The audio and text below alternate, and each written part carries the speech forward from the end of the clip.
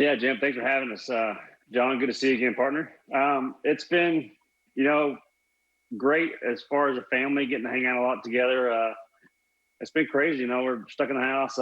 Jen and I are learning homeschooling, which is not the easiest thing to do, and taking care of a 13 and 10-year-old when it comes to math and science and social studies. But, we've just been taking it a day at a time. A lot of cooking, hanging out. I'm getting Mason out a lot more to play and practice. The Carroll Golf Club's open to practice and play, as well as Colonial Country Club. So we're enjoying time. I guess you call it an off season in the middle of the season. So, but we're hanging in there and excited for June to start up, hopefully. I hear you, John. How are the newlyweds? How are you and Kelly doing down in Arizona with all this? We're doing good. We're doing good. It's funny you mentioned that because when this first started, I kind of told Kelly we had just gotten married 2 weeks before everything got canceled and suspended. And I told her, hey, let's just take this next few weeks as the honeymoon we never had time to have.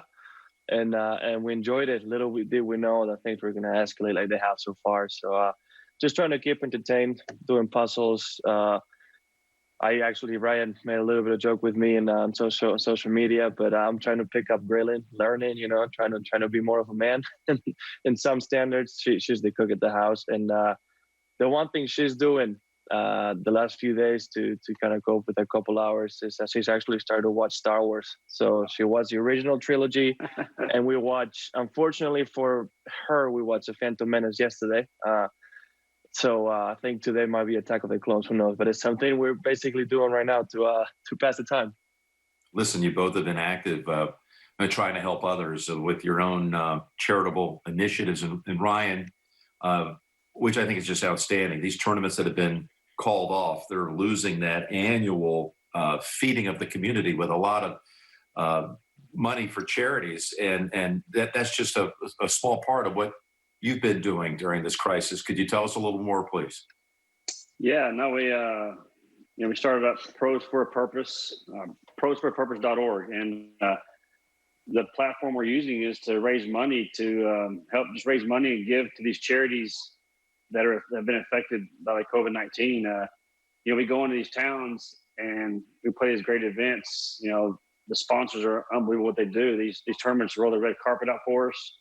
The tournament directors, the staff behind the counters, the locker room attendants, the volunteers, the restaurants, the hotels. And so it was a way of just saying, thanking these great tournaments that we get to play. And, Mike Chisholm and I, we came up with the idea to use Pros for a Purpose to raise money. And, Jen and I donated $20,000 together just to get it started. Beautiful, beautiful, and much needed, and great that you remember them. And John, with you and your Stay Home, Stay Safe initiative, tell us about that. Well, especially early on, I saw so many news, and this was directed mainly towards my generation and maybe younger people. I saw so many of them completely disregarding the situation. And I think it's because of my family in Spain. I had a different perspective to what maybe some people would have. And I was already fully aware of what this virus was capable of and how, the U.S. could end up if people didn't take action on what we had to do. So like Ryan used his platform, I tried to use a little bit of mine. I went back in social media, which I hadn't been in my own account in so long.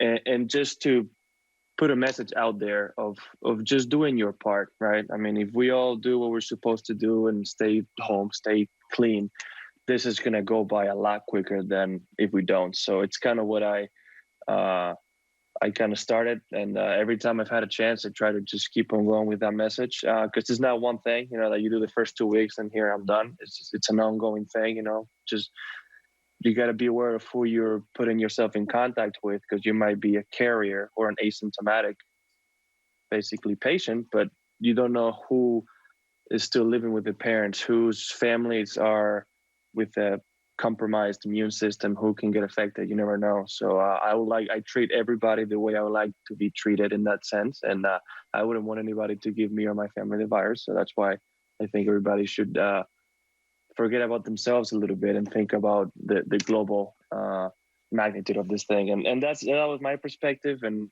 slowly, I think everybody got into that point. And hopefully this gets over as soon as possible. It's a message that can't be repeated enough, and I'm glad that you've reached out to the younger generation to make sure it's emphasized enough.